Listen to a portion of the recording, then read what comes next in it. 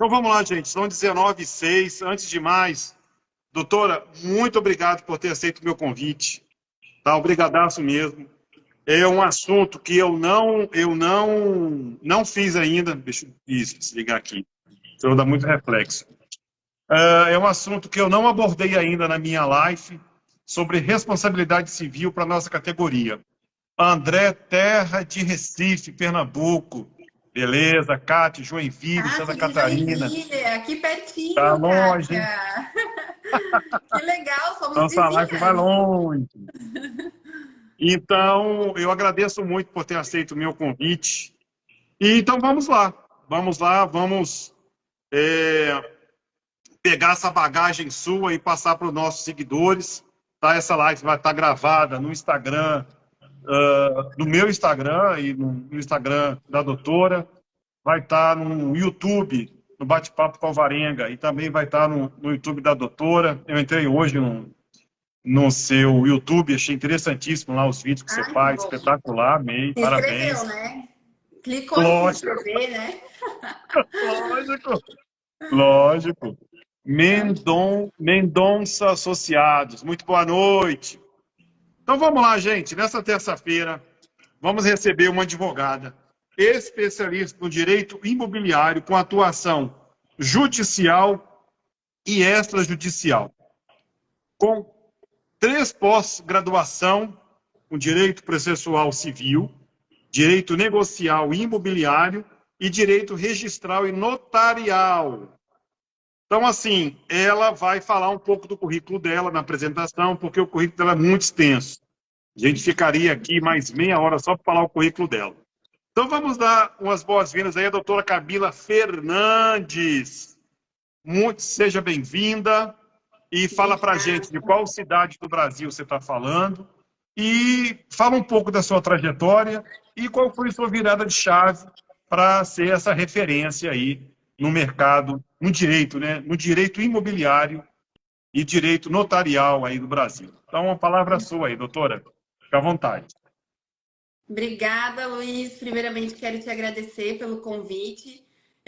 Nossa primeira conversa demorou um pouquinho para acontecer, né? Eu fui um pouco resistente, mas quero te agradecer imensamente pelo convite, te parabenizar também por essas lives. Estive acompanhando as últimas lives depois que a gente começou a conversar e como é interessante trazer todo esse conteúdo para nós do mercado imobiliário, né? Verdade. Eu já aprendi muito aqui no teu Instagram. Nossa, eu aprendo Então, eu quero toda a live, eu aprendo. com certeza, toda live a gente aprende, às vezes eu faço parcerias também, a gente faz live, então a gente está sempre aprendendo, sempre evoluindo, né? E quero te agradecer, então, pelo convite. Cumprimentar a todos que estão aqui com a gente, pedir que fiquem até o final, vai ter muita coisa boa aqui, que compartilhem a live, né, com mais pessoas, para a gente Oh, dividir isso. conhecimento. E nós estamos aqui ao vivo, então ao vivo é sempre bom, porque se tiver alguma dúvida já pode mandar ali, a gente já responde, Isso. né?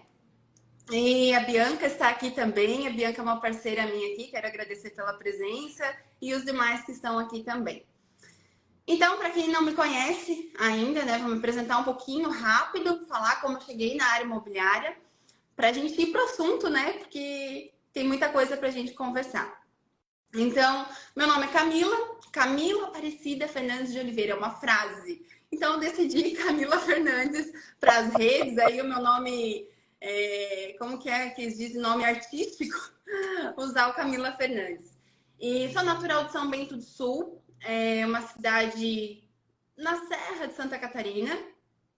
Moro há 12 anos na cidade de Balneário Pissarras, que é no litoral de Santa Catarina. Por isso que eu falei que a Kátia é minha vizinha aqui, ela que está aqui presente, porque ela falou que é de Joinville. Balneário Legal. Pissarras fica próximo a Joinville, próximo a Balneário Camboriú. E vamos lá, como eu cheguei na área imobiliária. Isso. Todo estudante de direito, ele entra na faculdade com algum objetivo, ou seja, advogar, ou porque o pai empurrou, ou porque tem algum sonho na vida, né? E eu comecei a faculdade de Direito porque eu queria ser PRF, Polícia Rodoviária Federal. Sou seu vizinho também, doutora. Olha só quanta gente está aqui, Luiz. Que legal. Que legal, que legal. É isso Seja aí. bem-vindo. Que legal. Frank, coloque aqui de onde você é, vizinho, mas qual cidade aqui você está falando. E aí entrei, Luiz, na faculdade de Direito querendo ser Polícia Rodoviária Federal. Comecei a faculdade de Direito, me apaixonei pela área criminal. Acho que todo estudante de Direito se apaixona em algum momento pelo crime na faculdade, porque é uma matéria gostosa da gente aprender, da gente estudar. E aí comecei a mudar durante a faculdade, pensei, não, eu vou atuar na área criminal. É isso que eu quero, eu vou ir pro crime, vou atuar e tá decidido, não quero mais ser policial. Aí, no decorrer da faculdade, estágio, enfim, me formei e aí a gente se forma, é um balde de água fria na gente, né? O que que eu vou fazer depois da faculdade? O Neto aqui, só cumprimentando o Neto também, do nosso Cresci Santa Catarina, uma mestra na arte de capacitar. Que bom! Que legal, seja bem-vindo, Neto, também. E aí, saí da faculdade e pensei, o que que eu vou fazer, né? Preciso decidir um rumo, vou começar a atuar realmente no crime, onde eu tô gostando, enfim. Aí, aconteceu de uma oportunidade de eu abrir um escritório em sociedade com uma colega de faculdade. Abrimos esse escritório e nós não tínhamos muita experiência na advocacia. Eu não tinha nenhum familiar que era advogado, minha colega também não tínhamos tido a oportunidade de estagiar em um escritório de advocacia, porque precisávamos trabalhar durante a faculdade, para pagar a faculdade e tudo mais. E aí, um certo dia, nós fomos atender um cliente. Então, iniciando na advocacia, um dos primeiros clientes que fomos atender, sábado de manhã, eu e essa minha sócia, essa minha colega, fomos para o escritório para atender esse cliente. E aí, sentamos aqui, como eu estou sentada na minha cadeira, minha colega na cadeira do lado e o nosso cliente na frente. Aí, pedimos para ele relatar o caso dele. Aí ele disse assim para nós, olhou bem sério e falou assim, olha, semana passada eu dei 7 facadas na minha ex-mulher e eu não sei o que eu faço. Não sei se eu me entrego, não sei se eu fujo e eu tô aqui para saber o que eu faço, o que vocês podem me ajudar. Aí naquele momento eu e a minha colega numa sala, sábado de manhã, 2 mulheres e um homem que tinha acabado de matar a ex-mulher. E aquilo foi uma sensação muito ruim para mim. E ele pedindo para a gente falar o que ele deveria fazer. Aí comecei a pensar na família, aí eu vi que o crime não era para mim. Pensei, não, eu não vou conseguir atuar com crime porque vai fugir dos meus princípios, vai fugir dos meus valores. Vamos para outro negócio aí. Aí, com coincidência, naquele escritório acabou vindo muita demanda da área imobiliária. E essa minha colega, que era minha sócia, ela não gostava muito da área imobiliária. Então, acabou caindo na Camila, a área imobiliária. Aí nós tínhamos mais um colega que começou a fazer a área criminal, tínhamos um estagiário que nos auxiliava, e ali eu comecei a atuar na área imobiliária. Aí em 2019, depois de um tempo lá nessa sociedade, 2019 a minha filha nasceu, e aí foi na verdade, minha virada de chave mesmo, assim, o nascimento da minha filha ajudou até na minha vida profissional. Nesse momento eu tive que tomar uma decisão, porque o meu escritório é em Balneário Pissarras e a cidade que eu atuava era em Itajaí, uns 40 minutos aqui da cidade onde eu moro. E aí, para ir com a minha filha todos os dias para lá ia ficar um pouco difícil, né? Aí acabei optando em encerrar minha sociedade lá, abri um escritório de advocacia aqui na minha cidade. E como eu comecei sozinha, não tinha ninguém trabalhando comigo, eu acabei optando em também trabalhar somente com a área imobiliária. E com a graça de Deus, as coisas foram crescendo, foram evoluindo, consegui conquistar bastante clientes, mas ainda não me sentia 100% completa. Tô na área imobiliária, tô fazendo o que eu quero. Sabe, Luiz, quando você faz uma coisa e ainda você não se sente 100% completo? Você tá fazendo uma coisa que você gosta, mas ainda falta alguma coisa. Eu sei o que é. Aí eu pensava, meu Deus, o que é isso, né? E sempre pedindo orientação divina, porque Deus sabe das nossas coisas, né? E aí aconteceu uma situação de eu atender uma cliente que foi lesada em uma compra de um imóvel. Ela acabou sofrendo um golpe na área imobiliária. E infelizmente ela sofreu esse golpe porque o corretor de imóveis ele não deu todo o respaldo que ela precisava. Ele não fez toda a análise da segurança jurídica. Um documento que, se ele tivesse solicitado, ele poderia ter evitado o golpe que ela sofreu. Então, ele não fez de má vontade, não agiu de má fé, mas faltou conhecimento para ele. E aí foi naquele momento que eu pensei, olha, já estou atuando no cara imobiliário, já estou trabalhando com corretor, já estou trabalhando com construtora, por que não capacitar corretor para que outras pessoas não passem pelo que essa minha cliente passou? E aí foi aí que eu comecei a atuar, me desenvolver, criei meu curso, meu treinamento presencial, fiz cursos online e estou nessa jornada de capacitar corretor de imóveis para vender com segurança jurídica. Então, essa foi a minha trajetória. Resumi aqui um pouco, porque tem muita coisa dentro disso ainda, mas basicamente assim que eu entrei nessa área. Amo o que eu faço, apaixonada pelo meu trabalho e principalmente por transformar as pessoas que buscam se capacitar, que buscam se desenvolver, né? Então é isso, Luiz. Aí por isso que quando nós falamos do tema, eu falei, por que não falar sobre responsabilidade civil do corretor Boa, de imóveis, gostei. né? Gostei mesmo. Então vamos lá, gente. Obrigado aí por compartilhar a sua trajetória profissional. Gostei mesmo. Você é uma guerreira e não desistiu. Então Sim. vamos lá, gente. Vamos ao tema. Então, quem nunca assistiu a minha live, eu sempre gosto de fazer um trechozinho antes da gente começar o tópico. Então vamos lá. Nosso tema de hoje é a responsabilidade civil do corretor de imóveis. Sabemos que a atividade do corretor de imóveis é uma profissão regulamentada, necessitando para o seu exercício a formação técnica em transações imobiliárias e competentes a registro do Conselho de Corretor de Imóveis de cada região atuante, conforme a lei determinada. Ao corretor de imóveis compete exercer a intermediação na compra, venda, permuta e locação de imóveis, podendo ainda opinar quanto à comercialização imobiliária. O Código Civil de 2002 inovou, trazendo um capítulo específico sobre a corretagem, dispondo sobre o contrato, obrigações do corretor, responsabilização civil, formas de remuneração e corretagem com exclusividade. Com isso, o objetivo dessa live é tratar sobre a responsabilidade do corretor de imóvel, como este deve agir para não vir sofrer algum tipo de condenação judicial e perdas e danos. Por isso que eu trouxe uma especialista na área para a gente entrar nesse universo, para entender quais são a responsabilidade do corretor de imóvel na nossa profissão. Doutora, então vamos lá. Fala para a gente sobre, de uma forma simples e objetiva, para a gente entender sobre a responsabilidade civil. Fala de uma forma abrangente para a gente entrar nos tópicos. Tá, Luiz.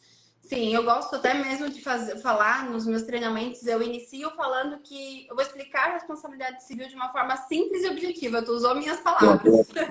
Isso que a gente não combinou, Isso. né? Isso. E é bem isso, porque tem muitas pessoas que não sabem a responsabilidade civil, já ouvi falar, já vi algum questionamento sobre isso, mas às vezes não sabe realmente o que é responsabilidade civil. E a responsabilidade civil, ela está no nosso cotidiano. Em todas as pessoas cíveis está a responsabilidade civil. Né? Eu sempre dou um exemplo de responsabilidade civil é toda ação ou omissão. Uma pessoa faz uma ação ou uma omissão que viola uma norma legal ou uma norma contratual que gera um prejuízo a uma pessoa, nasce o dever de indenizar. Então, por exemplo, de uma forma bem exemplificativa. Eu, Camila, estou dirigindo meu carro e por uma omissão minha, uma negligência minha, eu não observo a placa de pare e com isso eu avanço o meu veículo, cortando a frente de outro veículo. Olha que a minha ação violou uma norma legal, que era a placa de pare, e gerou um prejuízo a alguém. Então, ali já nasceu o meu dever de indenizar. E quando a gente fala em responsabilidade civil, todo cidadão que violar uma norma legal, fazer uma ação, uma omissão que violar uma norma legal, gerar um prejuízo a alguém, vai ter que responder por perdas e danos. Mas quando a gente leva isso para uma questão profissional, nós temos a responsabilidade civil do médico, nós temos a responsabilidade civil do advogado, nós temos a responsabilidade civil, que é o que a gente vai falar aqui, do corretor de imóveis. Então, não é só o corretor de imóveis que tem responsabilidade civil. Nós temos o Código Civil que fala especificamente da responsabilidade civil do corretor de imóveis. Nós temos os demais artigos que trazem a responsabilização por perdas e danos, mas o próprio código, lá na parte da corretagem, ele já criou a responsabilidade civil do corretor. E às vezes eu explico sobre a responsabilidade civil e eu escuto muitos profissionais dizendo: ah, mas eu não preciso agir dessa forma porque eu não sou advogado, porque eu não sou um profissional da área jurídica, em determinadas análises contratuais, documentais. Mas a lei traz essa obrigação para o corretor de imóveis. A lei traz que o corretor ele é obrigado a agir com prudência, agir com diligência, prestar ao cliente todas as informações sobre a segurança, o risco do negócio. Então, a lei já está obrigando o corretor a ter esse entendimento jurídico de fazer análise para saber se tem algum risco ou não naquela negociação. E, às vezes, está nesse ponto a dificuldade do corretor entender, Luiz. Porque, mas o meu trabalho é a venda, é aproximar as partes. Eu não tenho como saber analisar um processo judicial. Infelizmente, a lei está ali. Se o corretor não agir com prudência, não agir com diligência, por mais que ele não seja um profissional da área jurídica, e essa falta de diligência, de prudência gerar um prejuízo para o cliente dele, infelizmente, ele vai ficar obrigado a indenizar. E corriqueiramente a gente está vendo, Luiz, decisões cada vez maiores dos tribunais condenando e responsabilizando o corretor de imóveis. Corretor de imóveis que às vezes não tira, que é o que a gente vai entrar aqui e falar da documentação, né? Mas corretor de imóveis que não tira documentos simples, que ele tem acesso ali para solicitar de forma gratuita, e vende o imóvel, faz o contrato de qualquer jeito, depois lá na frente as partes que se virem. Não é assim. Por isso que os tribunais, eles têm cada vez mais buscado responsabilizar, aplicar realmente o que traz o Código Civil, para que os corretores eles comecem a buscar mais cuidado, mais orientação jurídica, se capacitar, né? Porque tem o curso que eles fazem, o TTI, né? O Técnico de Transações Imobiliárias, mas ele não é um curso, por mais que tenha módulo jurídico, mas não é um curso que traz toda essa capacitação jurídica específica, né?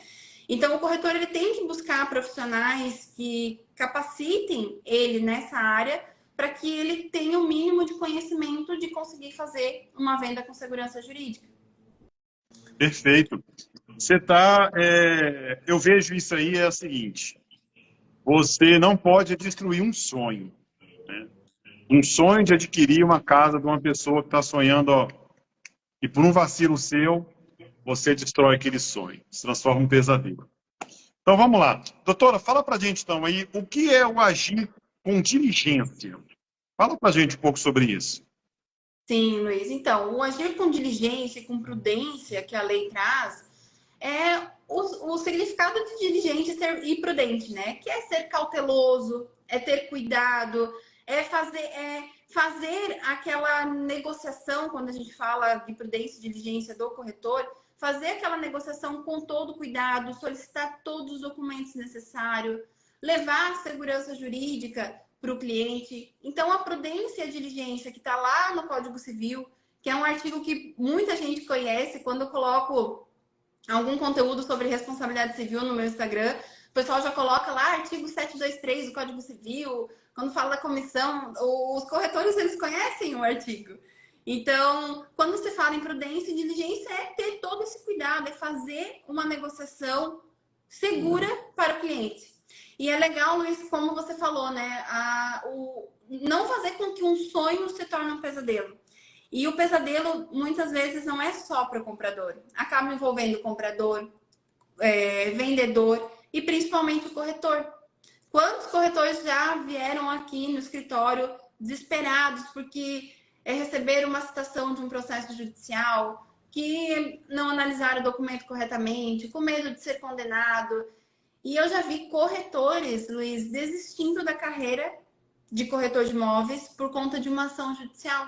Ficar tão frustrado com aquilo, tão desanimado com aquilo, que acabou desistindo da profissão e indo para outra carreira. Então, cuidar para que, né, até o próprio sonho do corretor, ele não acabe por ser destruído por uma falta de prudência dele Isso, mesmo, né? isso. Não é bom você tocar nesse assunto, porque não é um mar de rosa. Não é fácil. Justamente. Doutora, me explica aqui, como o corretor de imóveis pode provar que agiu com diligência, prudência e que prestou todas as informações de forma espontânea ao cliente? Como é que ele prova isso tudo? Isso é ótimo, Luiz. Para provar a diligência e a prudência, a gente precisa de documentos, né? Vamos dar um exemplo aqui. Algum cliente está processando o corretor de imóveis por determinada situação de irregularidade na matrícula do imóvel ou em algum documento que não foi solicitado. Para o corretor de imóveis ele provar que ele agiu com prudência, com diligência, ele precisa, digamos, em uma defesa, num processo judicial, ele apresentar todos os documentos de uma due diligence imobiliária. A due diligence imobiliária no direito nós chamamos da análise de risco, né? Todos os documentos que precisam ser analisados para trazer segurança jurídica para o comprador, até para o corretor de imóveis, né, na negociação. Então, a forma de ele conseguir provar é tendo esses documentos. Então, para ele ter esses documentos, ele precisa fazer a análise de risco. Eu sempre digo que o corretor que ter os documentos arquivados, guardados para uma eventual demanda judicial, é o corretor que não vai ser condenado, porque é o corretor que fez a análise de risco. Só vai ser condenado o corretor que não tiver esses documentos, não tiver como provar, e quando não tem, geralmente é porque realmente não fez a venda com segurança jurídica.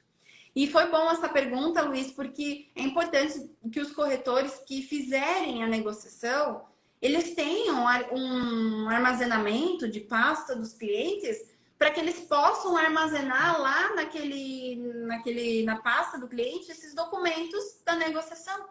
Porque às vezes, eu solicitei, mas acabei entregando tudo para o cliente, não tenho nada em mãos.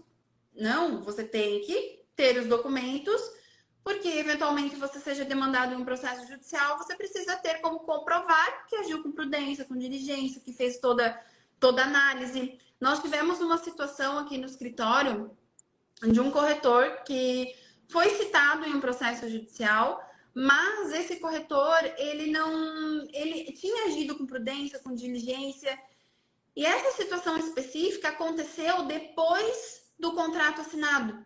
O corretor ele tinha todos os documentos para provar que ele fez toda a verificação, toda a análise da segurança jurídica.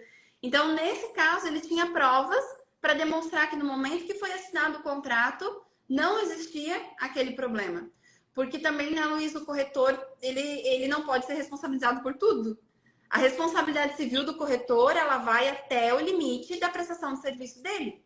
Tem gente que quer responsabilizar o corretor pela não entrega da obra, depende também, né? Tem situações que se for um problema documental, aí o corretor pode responder. Mas por problemas de vícios construtivos, de inadimplemento da parte, o corretor, ele responde até o limite da sua prestação de serviço. Então, qual o limite dele? Fazer uma negociação, uma venda com toda a segurança jurídica. Correto. Doutor, agora vamos aprofundar sobre documentação. Vamos agora dividir em partes para as pessoas entenderem o que o corretor de imóveis precisa de pegar, mostrar para o cliente e arquivar. Vamos falar um pouco sobre documentação do imóvel atualizada. O que ele tem que pegar para ele mostrar para o cliente e arquivar para futuramente, se o cliente precisar, estar com ele. Vou te dar um exemplo aqui sobre matrícula do imóvel. O que ele poderá guardar mais. Uhum. Perfeito, Luiz. Então, quando a gente fala do imóvel, o documento do imóvel é a matrícula do imóvel, né? Esse é como a nossa certidão de nascimento, é ali que consta todas as nossas informações desde o nosso nascimento. Então, a matrícula do imóvel é o documento que vai constar todas as informações do imóvel, desde o momento do ato constitutivo daquela matrícula até o momento que está sendo vendido, até a última averbação, o último registro daquele imóvel. Camila, mas isso é muito simples. A matrícula do imóvel a gente sabe, é o mínimo que um corretor ele precisa solicitar. É o mínimo, mas infelizmente muitas pessoas acabam não solicitando esse documento atualizado no momento de vender o imóvel. E se ele não tiver atualizado, já não está a prudência e a diligência, porque o corretor ele precisa ter esse documento atualizado. Uma coisa que a gente faz aqui no escritório, Luiz, e até uma dica para os corretores, a gente solicita somente a verificação da matrícula, aquela certidão de verificação que não tem valor de certidão. A gente solicita aquela matrícula para a gente fazer o contrato, solicitar todas as certidões, porque quando a gente elabora o contrato vai para o comprador analisar, vai para o vendedor analisar, ou eles querem modificar cláusulas. Até assinar o contrato, às vezes aquela matrícula já está vencida. Então, o que a gente faz? A gente sempre solicita só essa verificação da matrícula e deixa para solicitar realmente a certidão, a matrícula, de inteiro teor, no momento, no dia de assinar o contrato, porque aí você tem a certeza que aquele imóvel está daquela forma naquele momento. E eu aprendi isso também, Luiz, por conta de uma situação que aconteceu aqui no escritório. A gente estava fazendo uma análise de risco para um cliente e aconteceu bem isso. O contrato foi, o contrato voltou, e análise de um lado, análise de outro. E aí, aquela matrícula, ela não estava vencida, mas já fazia uns 15 dias que a gente tinha solicitado. Aí eu pensei assim, não, eu vou solicitar uma nova, porque 15 dias, vai que tem uma prenotação aí nessa matrícula. A prenotação, gente, é um protocolo, tá? Se vocês ouvirem o nome prenotação, é a mesma coisa que protocolo. Protocolo é quando alguém vai lá no registro de imóveis, pega a escritura e vai registrar a escritura. Abre um protocolo, aquele protocolo tem preferência de registro, até aquele protocolo ser encerrado, nenhum ato pode ser feito na matrícula daquele imóvel. Então, aí eu aprendi isso, porque, não sei, aquele momento a matrícula estava atualizada, mas eu quis solicitar a matrícula atualizada de novo, porque já haviam passado 15 dias. Solicitei a matrícula, Luiz. Não havia um protocolo de uma escritura naquela matrícula? O meu cliente estava quase assinando um contrato com um protocolo vigente, onde o vendedor já tinha vendido aquele imóvel para outra pessoa. Nesse caso, aconteceu porque era uma... Eu quis solicitar porque era uma loteadora. Então, loteadora tem muitos terrenos. E, às vezes, eles não agem de má fé. Às vezes, não. Nesse caso, não foi má fé. Mas ele achou que aquele terreno estava livre. E não, aquele terreno já tinha sido vendido. Imagina, se eu não solicito uma matrícula atualizada... Na verdade, ela estava atualizada, mas eu acabei solicitando a matrícula novamente. Claro que num caso como esse, eu não responderia, o corretor não responderia, porque a gente estava com o documento atualizado, né? Sim. Mas imagina o problema que ia causar isso. Imagina o meu cliente, imagina se é um corretor de imóveis, quando vai lá fazer a escritura, descobre, não, esse imóvel aqui já foi otorgado escritura já faz tempo. Então, eu aprendi com isso, solicitar a matrícula quase no dia que o cliente vai assinar o contrato. E fica uma dica também. Então, a matrícula, ela tem que estar atualizada, tá? Ah, venceu ontem. Solicita hoje, porque ontem ela já não tem mais validade, ela venceu ontem. Se assinar o contrato hoje, já não serve como prova para demonstrar prudência, diligência. E do imóvel também, Luiz, tem a certidão de ônus e ações, né? Ou certidão de situação jurídica, depois da Lei 14.382 de 2022, que trouxe que não é mais obrigatória a certidão de ônus e ações. Eu sempre falo para o corretor que a certidão de ônus e ações, ela só não é obrigatório o corretor tirar quando o corretor ele tem um entendimento jurídico de ler a matrícula e entender se lá na matrícula tem algum ônus ou alguma ação. Se ele não tiver esse conhecimento jurídico, solicita a certidão de ônus e ações, mesmo que a lei dispense a apresentação dessa certidão. Porque a certidão de ônus e ações nada mais é do que alguém lendo a matrícula do imóvel lá no cartório de registro de imóveis e emitindo uma certidão dizendo se lá naquela matrícula consta alguma verbação de ônus ou ação. Aqui no escritório a gente não solicita certidão de ônus e ações porque a gente lê a matrícula inteiro teor e ali a gente já consegue identificar se existe ou não algum ônus. Mas referente ao imóvel, é isso, Luiz. É a matrícula e a certidão de ônus e ações. Doutora, e quando o imóvel está em obra, o que o corretor tem que fazer? Perfeito, Luiz. Quando o imóvel está em obra, lá na matrícula do imóvel, se ele vai vender o imóvel na planta, precisa constar o registro da incorporação imobiliária.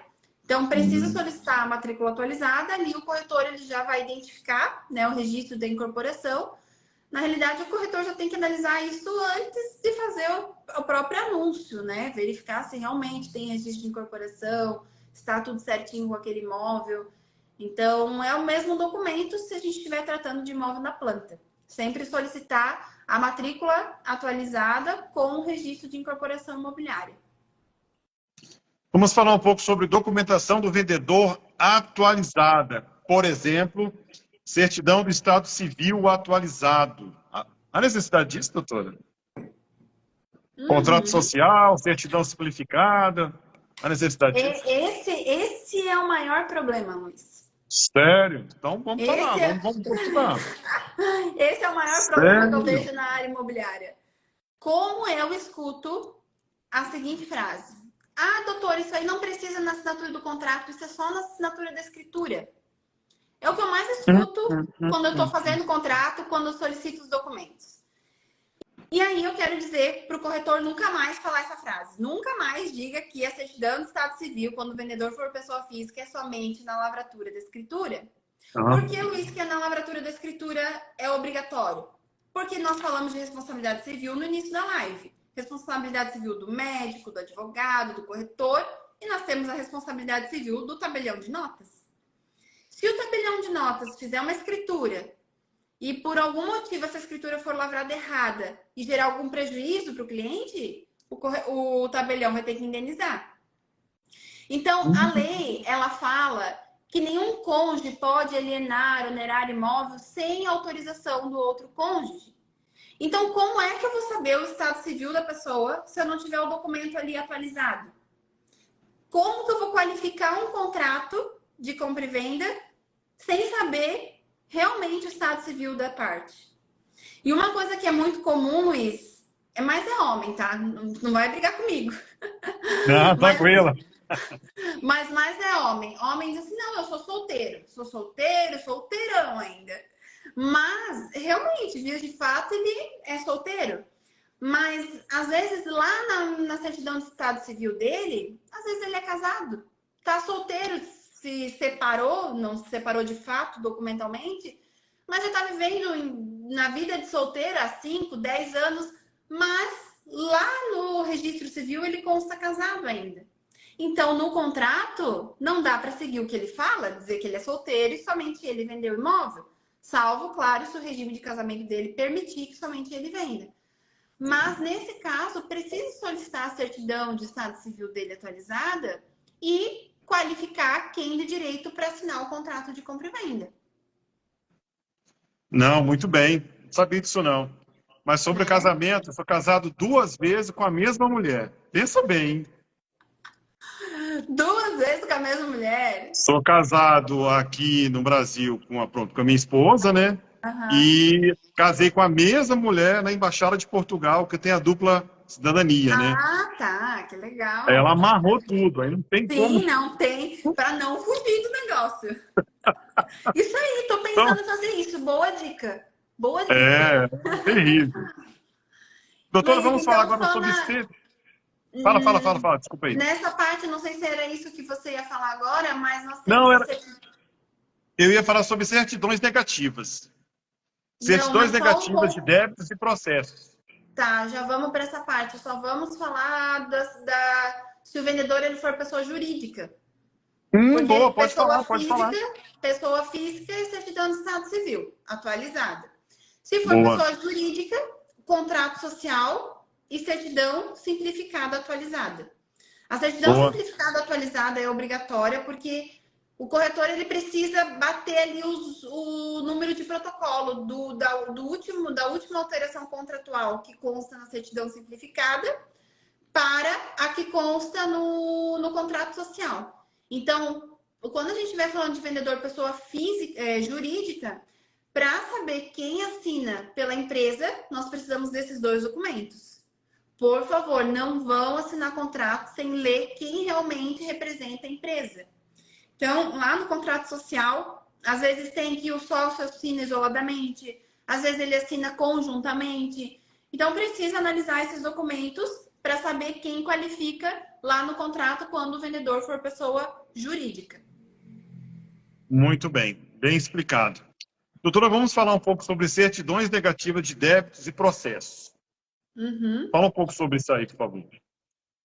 Perfeito, Luiz. Vamos falar um pouquinho sobre isso. Vamos lá. Então, as certidões judiciais, elas são obrigatórias solicitar no momento de fazer a análise de risco que nós estamos falando. Ano passado, estamos em 2023 aí, é que eu já estamos em 2024, agora tem que pensar quando a gente fala ano passado.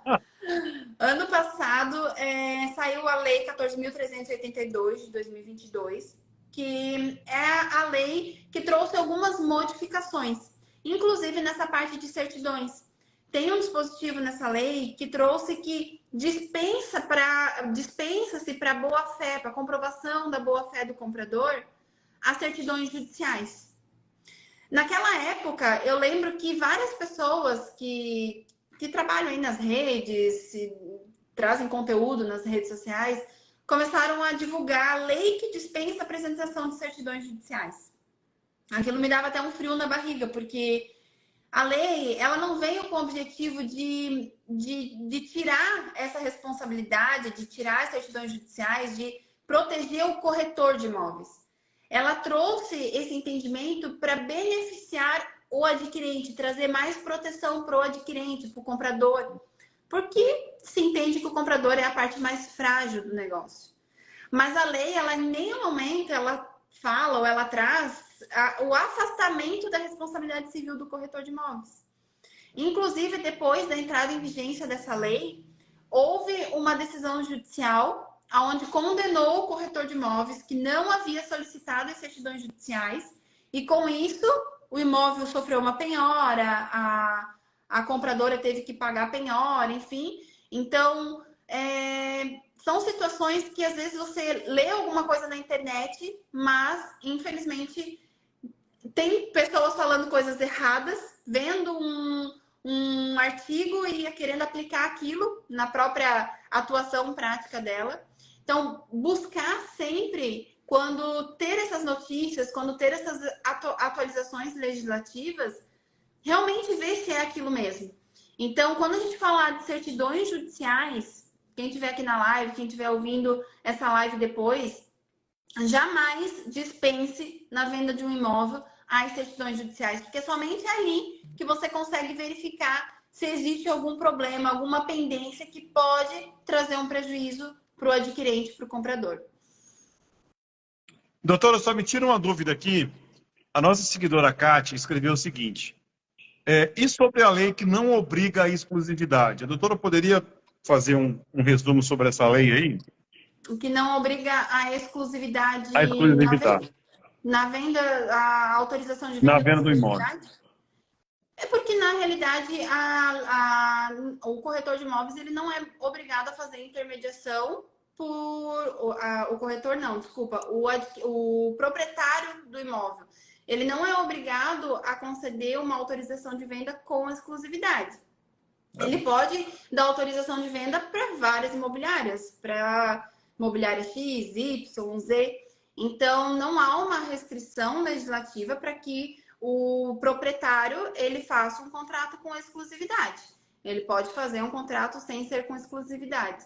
Embora eu acho, na minha humilde opinião, que todos deveriam contratar os corretores de imóveis. Alguns corretores querem me apunhalar pelas costas quando eu falo isso, mas deveriam contratar os corretores com exclusividade, porque é tanto trabalho que o corretor tem em uma negociação, e aí às vezes ele está lá fazendo o trabalho, e aí daqui a pouco o proprietário ele já leva para outra imobiliária, e tem várias imobiliárias fazendo negociação, aí você está com um andamento no negócio, daqui a pouco apareceu uma outra proposta um pouco melhor, o proprietário já vai lá e fecha com a outra imobiliária. Então, eu acho que deveria tudo ser com exclusividade, mas não temos uma restrição para isso. É verdade, verdade. Vamos falar agora sobre... Vamos falar um pouco da sua consultoria, sua mentoria, e vamos falar um pouco da sua agência. Seu escritório, desculpa, seu escritório de advocacia. Fala um pouco da sua mentoria e consultoria. Fala um pouco para a gente entender aí Então, qual tá, o Luiz. serviço que vocês oferecem para a gente aí. Sim. Então, o meu escritório, ele trabalha somente com a área imobiliária. A gente trabalha focado com a assessoria jurídica preventiva. Agora está até entrando o recesso, né? Nosso recesso do dia 20 de dezembro a 20 de janeiro. Mas nós aqui no escritório não temos esse recesso do fórum, porque a gente trabalha muito pouco com o processo. A gente trabalha, sim, com a parte judicial, mas a gente atua mais na prevenção, de prevenir que o problema aconteça. E eu acho que isso é muito mais gostoso, né? Porque como é ruim quando alguém me procura que tá, não vou falar a palavra aqui, mas que tá lá no fundo do poço, tá na M. Então, é muito ruim porque ele já tá numa situação difícil. E muitas vezes, nós advogados, a gente não consegue, a gente consegue sim fazer defesa, mas a gente muitas vezes não consegue fazer com que ele tenha êxito, porque realmente, por exemplo, no caso que eu citei no exemplo do início aqui da live, o corretor ele não tinha os documentos que poderiam ser utilizados para provar a diligência e a prudência dele. Então, como que o advogado vai conseguir defender se está ali tudo contra ele, né? Então, nós atuamos mais nessa parte da assessoria jurídica preventiva, fazemos assessoria jurídica para corretores de imóveis, imobiliárias, construtoras. E eu trabalho, Luiz, também. Pode Eu ia falar. falar sobre presencial. Eu entrei no seu site hoje e eu achei interessante você falar isso aí. Você faz uma consultoria presencial, você vai até a agência imobiliária. Fala um pouco sobre Sim, isso aí. O que você sim. detecta lá? O que você faz dentro da Então, quando imobiliária?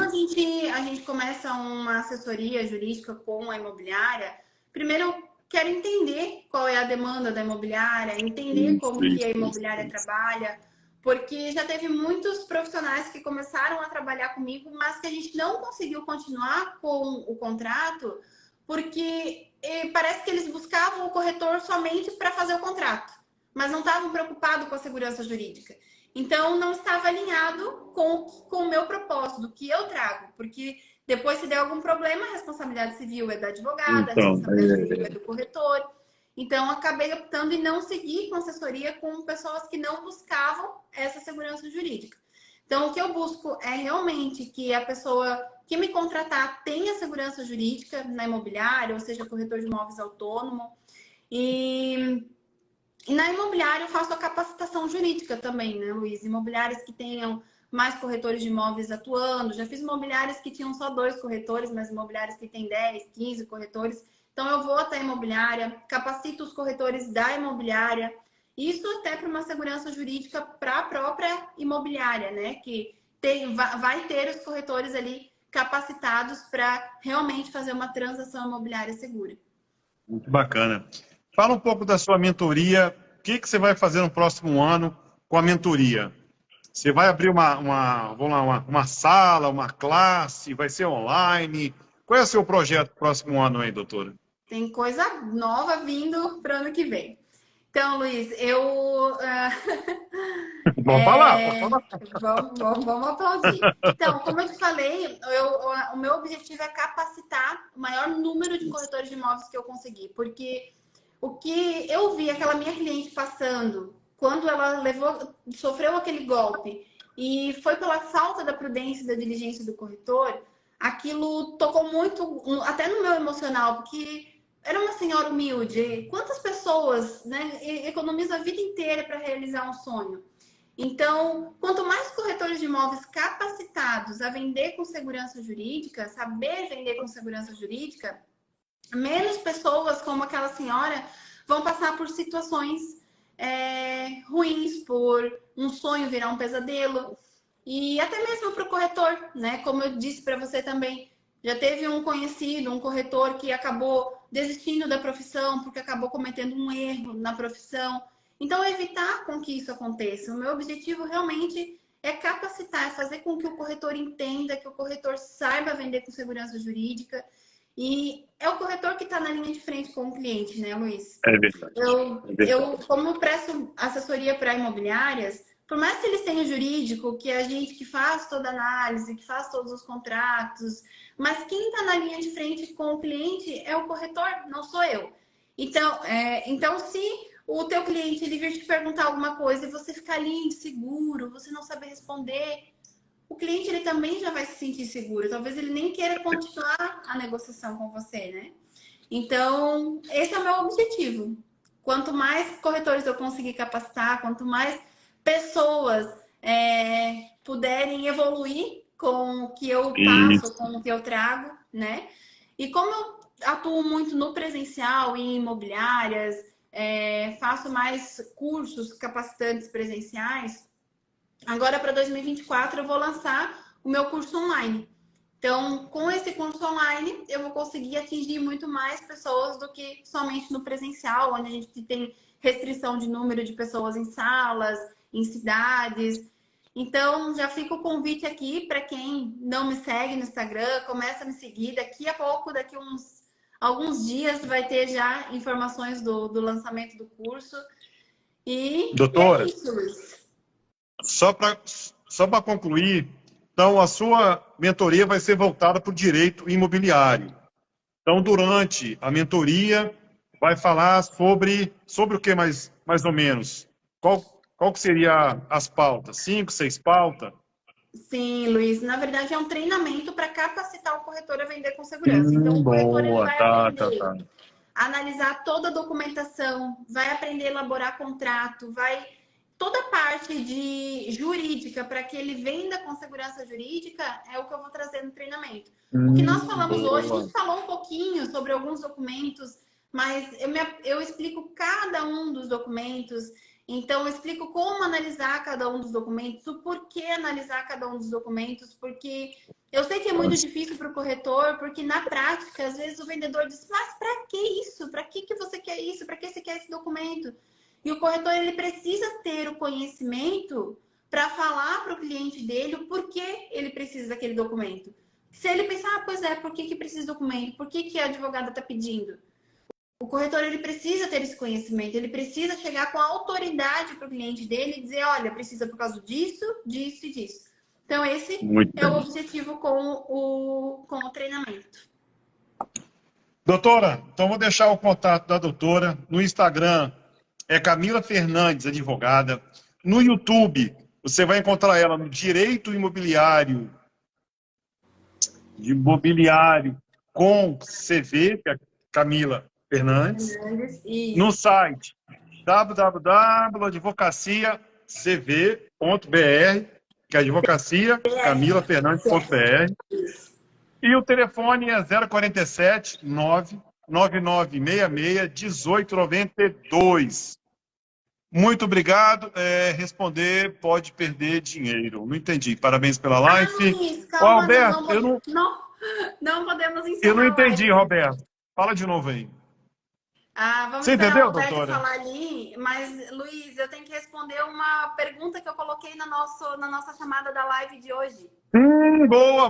Vamos lá. Nós íamos Eu encerrar nem a live lembrei sem eu disso. dar resposta. Eu chamei o pessoal porque eu ia dar resposta para essa pergunta. É verdade, é Eu verdade. Eu nem lembrei disso, coloquei. doutora. É verdade, eu também não. Mas aqui a gente está conversando aqui e a gente nem tem hora Vamos passada. lá. Mas eu coloquei que eu ia falar aqui na live de um caso que o corretor de imóveis ele foi condenado pelo comprador não conseguir aprovação do financiamento bancário. Então, quando eu coloquei esse assunto algum tempo atrás no meu Instagram, todos os corretores ficaram alvoroçados, assim, dizendo, não, mas não pode, como? O corretor não responde se ele não conseguir aprovação do financiamento bancário. Realmente, o corretor de imóveis ele não tem obrigação de fazer com que o comprador ele consiga lá o financiamento bancário, porque isso é uma obrigação do comprador. Ele que precisa ter o crédito aprovado, o nome limpo, tudo certinho, para ele conseguir o financiamento. Aqui já foge do limite da responsabilidade civil do corretor de imóveis. Salvo se o corretor ele colocar lá no contrato que ele se compromete, né, que ele dá toda a segurança de que ele vai conseguir o financiamento. Mas, regra geral, o corretor não responde. Mas tivemos uma decisão, eu acho que foi do Tribunal de Justiça do Rio Grande do Sul, agora eu não lembro. Depois, quem quiser a decisão, me manda um direct que eu mando. mas que condenou um corretor de imóveis pelo cliente não ter conseguido financiamento bancário. Mas por que, Luiz, que foi condenado? Não foi pelo fato do cliente não conseguir o financiamento. Foi pelo fato do corretor não ter feito análise na documentação. Por quê? Porque tinha um problema na matrícula do imóvel, no imóvel, e o banco credor não concedeu o financiamento por conta desse problema existente na matrícula. E esse problema já existia quando foi feito o contrato de compra e venda. Então, ali faltou a prudência e a diligência do corretor. Por isso que o tribunal entendeu pela condenação do corretor, nesse caso, pelo cliente não ter conseguido o financiamento, porque não foi pelo crédito do comprador, foi pela falta da análise na documentação no momento de fazer o contrato. Então, respondendo só, tem uma exceção em que o corretor ele pode responder pela não aprovação do financiamento bancário, que entra na responsabilidade civil do corretor de imóveis. Muito bem esclarecido. Então, só para concluir, né, a responsabilidade civil é extremamente importante na nossa profissão. Nós temos que realmente fechar, né, guardar tudo, arquivar tudo, nos assegurar de forma que daqui a um ano vão me cobrar, daqui a uma semana vão me cobrar, né, temos que realmente ser precavidos e guardar documentos, pedir documentos para que a gente não possa, vamos lá, ser pego com calça na mão, né? Mas olha, muito obrigado pela live mais uma vez. Bate-papo foi Imagina, espetacular. Luiz, eu que agradeço o convite. O canal está à sua disposição. Quando a sua mentoria mesmo tiver assim, ponto de bala, você entra em contato comigo, fala, Luiz, vamos falar sobre a nossa mentoria. O capítulo é esse, vai ser isso, vai ter grupo de 20, grupo de 30, vai ter grupo de WhatsApp, vai ser online, vai ser presencial. Você que manda aqui, doutora. Um dia que você quiser outra live, entre em contato comigo Luiz. que a gente abre aí o bate-papo. Agradeço. E estou Tá à bom? disposição também. Se precisar de algum outro tema, Claro que alguém sim. solicitar alguma coisa que eu possa contribuir, estou à disposição também. Combinado. Conhece Goiás? Presencialmente não conheço. Boa, só pela internet, pelas fotos, né? Então, beleza. Kátia, obrigado por ter ficado até o final. Kátia, gente. sempre Obrigada a todos que fiel aí às participaram aqui lives. com a gente. Um abraço. Então, gente, obrigado às pessoas que entraram e saíram, tá? Obrigado por compartilhar, obrigado pelas perguntas, tá? Adriano, boa noite. Corretor Felipe, boa noite. Então, me despeço aqui. Quem não é inscrito no canal, Bate-Papo com a Varenga, dá aquela forcinha lá. Quem não é inscrito num canal Direito Imobiliário com CV, que é a Camila Fernandes, dá um pulinho lá, dá uma força, dá um like, se inscreve. Doutora, um abração, fica com Deus. Tchau, e até a Luiz, próxima. Até. Tchau, gente. Valeu, tchau.